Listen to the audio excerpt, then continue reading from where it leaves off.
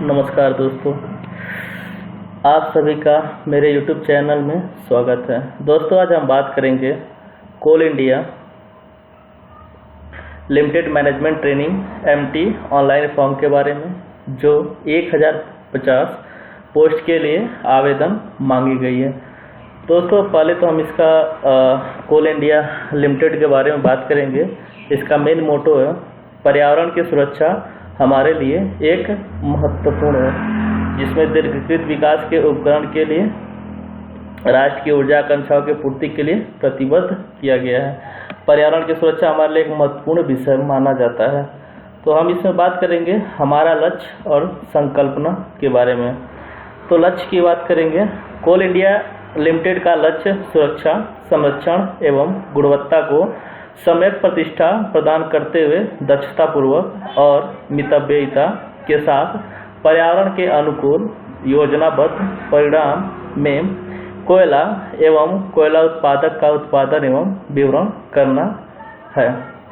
अगर हम बात करें तो संकल्पना के बारे में, तो संकल्पना में खाद्यान्न से बाजार तक सर्वोत्तम प्रथाओं के माध्यम से पर्यावरण और सामाजिक रूप से टिकाऊ विकास को प्राप्त करते हुए देश को ऊर्जा सुरक्षा प्रदान करने की प्रतिबद्धता के साथ प्राथमिक ऊर्जा क्षेत्र में वैश्विक कंपनी के रूप में उभरना होता है। अगर यही हम बात करते हैं दोस्तों कि इसमें क्या क्या रिक्वायरमेंट है, इसको आवेदन कैसे करना है, तो हम आ जाते हैं sarkariresult.com पे, जिसमें पोस्ट का नाम दे रखा है Coal India Limited management training MT online form 2022 का। दोस्तों, इसमें 1050 पोस्ट के लिए आवेदन मांगे गए हैं। ये पोस्ट रिलीज हुआ था 25 जून 2022 को। इसका शॉर्ट इन्फॉर्मेशन अगर हम बात करें तो Coal India Limited has release to detail notification for the management training MT recruitment 2022 का। अगर कोई भी कैंडिडेट इसे अप्लाई करना चाहता है तो इसे फुलफिल कर सकता है। इसकी एलिजिबिलिटी क्राइटेरिया होनी चाहिए। यह 23 जून 2022 से लेकर के 22 जुलाई 2022 तक आवेदन किए जाने हैं। इसकी एलिजिबिलिटी हो गई, एज लिमिट हो गया, सिलेक्शन प्रोसीजर हो गया, पे स्केल हो गया और सिलेबस हो गया। इन सब चीज़ों के बारे में हम बात करने जा रहे हैं। तो आइए हम देखते हैं। CIL management training MT recruitment 2022 का है। कोल इंडिया एडवर्टाइजमेंट दे रखा है, शॉर्ट नोटिफिकेशन दे रखे हैं। अगर इसकी हम डेट की बात करें, जो इम्पोर्टेंट डेट है, तो ऑनलाइन स्टार्ट हो रही है। एप्लीकेशन ऑनलाइन स्टार्ट होगी 23 तारीख से, फिलहाल अभी स्टार्ट हो चुकी है और इसका लास्ट डेट है 22/7/2022 तक का। अगर इसमें हम वो लास्ट डेट बताएंगे फीस पेमेंट करने का, तो 22/7/2022 ही है। अगर एप्लीकेशन फ़ीस के बारे में अगर हम बात कर रहे हैं तो जनरल कैटेगरी के लिए और OBC कैटेगरी के लिए 1180 रुपये रखी गई है और SC/ST के लिए कोई चार्जेस नहीं देना है। अगर हम इसमें बात करें एज लिमिट का, तो मिनिमम कुछ भी हो सकता है, लेकिन मैक्सिमम 30 साल होना चाहिए। 30 साल मैक्सिमम मांगी गई है। टोटल पोस्ट इसमें 1050 दिए गए हैं। अगर हम बात करें कि कौन कौन से ट्रेड हैं और इसमें कितने पोस्ट हैं और इसकी एलिजिबिलिटी क्या है, चलो इसके बारे में हम बात करने जा रहे हैं। तो माइनिंग इंजीनियरिंग के लिए 699 पोस्ट रखे गए हैं और इलेक्ट्रॉनिक्स और टेलीकम्युनिकेशन के लिए 124 पोस्ट रखे गए हैं और सिस्टम एंड EDP के लिए 67 रखे गए हैं और सिविल इंजीनियरिंग के लिए 160 रखे गए हैं। यानी कि टोटल मिला करके 1050 पोस्ट रखे गए हैं।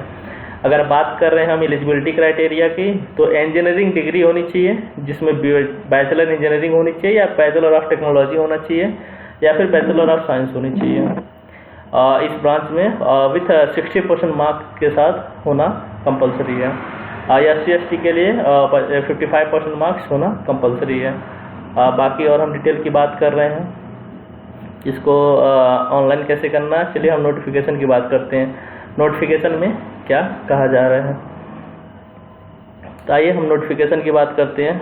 तो दोस्तों, कोल इंडिया लिमिटेड में जो रिक्रूटमेंट ऑफ मैनेजमेंट ट्रेनिंग दे रखा है on the basis of GATE qualified 2020 score. इसमें क्या है कि जो स्टूडेंट 2022 में गेट स्कोर किए हैं उनके लिए ये आवेदन किया जाना है। कोल इंडिया लिमिटेड का है ये। शेड्यूल ए के बारे में अगर बात करें तो Maharatna public sector undertaking under the ministry of coal, government of India with corporate headquarters at Calcutta. इसके बारे में ये बताई जा रही है। उसके बाद से हम अगर बात करेंगे तो इसके डिसिप्लिन के बारे में, तो पहला नंबर में माइनिंग है जिसमें पोस्ट कोड दे रखा है 11 नंबर और टोटल वैकेंसी 699 की रखी गई है। सिविल के लिए अगर देखा जाए तो पोस्ट कोड 12 नंबर है जिसमें 160 वैकेंसी रखी गई है। इलेक्ट्रॉनिक्स एंड टेलीकम्युनिकेशन के बारे में बात की जाए तो इसमें 124 वैकेंसी दी गई है और सिस्टम में EDP का रखा गया 67 वैकेंसी रखी गई है। इम्पॉर्टेंट डेट के बारे में देखा जाए तो जो एक्टिविटी दे रखी है opening date for online registration and applications के बारे में, तो ये 23/6/2022 से स्टार्ट किया जा रहा है और लास्ट डेट रखी गई है सबमिशन का जिसमें 22/7/2022 का दे रखा है 11:59 पे PM पे। चलिए कुछ इंस्ट्रक्शंस वगैरह दे रखा है तो ये आप नोटिफिकेशन में पढ़ लीजिएगा। उसके बाद से हम बात करें क्वालिफिकेशन की एलिजिबिलिटी क्राइटेरिया की, तो इसमें नेम ऑफ डिसिप्लिन में देख लीजिए। माइनिंग का दे रखा है BE BTech यानी कि बैचलर इंजीनियरिंग होना चाहिए, बैचलर ऑफ टेक्नोलॉजी होना चाहिए, बैचलर ऑफ साइंस होनी चाहिए in the relevant branch of engineering and minimum 60% marks होना जरूरी है। यही सिविल के लिए भी है और यही इलेक्ट्रॉनिक्स एंड टेलीकम्युनिकेशन के लिए भी है। अगर बात कर रहे हैं हम सिस्टम एंड EDP की तो इसमें बैचलर इंजीनियरिंग BTech BSc भी होना चाहिए engineering department and computer science, computer engineering IT और MCA विथ मिनिमम 60% मार्क्स होना कंपलसरी है। कुछ इसमें नोट वगैरह दे रखे हैं जैसे कि BE BTech BSc MCA must be from university institute recognised by appropriate statutory authority in India and should be regular full time courses। इसके बारे में दे रखा है। Minimum qualification marks general OBC इन सब के बारे में पूरा डिटेल दे रखा है। एक बार आप इन सबको पढ़ लीजिएगा, ज़्यादा बेहतर रहेगा। इसके बाद हम बात कर रहे हैं clarification on the relevant branch of engineering. तो इसमें क्या है, सिविल इंजीनियरिंग के लिए एलिजिबिलिटी ब्रांचेज सिविल इंजीनियरिंग हो गया सिविल के लिए। नॉट एलिजिबल ब्रांचेज, इसमें क्या होगा कि जो एलिजिबल ब्रांचेज नहीं है उसको हम नोटिस कर रहे हैं। जैसे सिविल विथ आर्किटेक्चर वालों का नहीं होगा, स्ट्रक्चर वालों का नहीं होगा, any other combination with civil engineering का नॉट एलिजिबल ब्रांचेज माने जाते हैं। सेम ही अगर देखा जाए कि इलेक्ट्रॉनिक्स एंड टेलीकम्युनिकेशन के बारे में, तो इसमें इंस्ट्रूमेंटेशन हो गया और कंट्रोल हो गया, इंजीनियरिंग इलेक्ट्रिकल हो गया, इंस्ट्रूमेंटेशन हो गया एंड कंट्रोल हो गया and electronics engineering in combination with any other branches हो गए।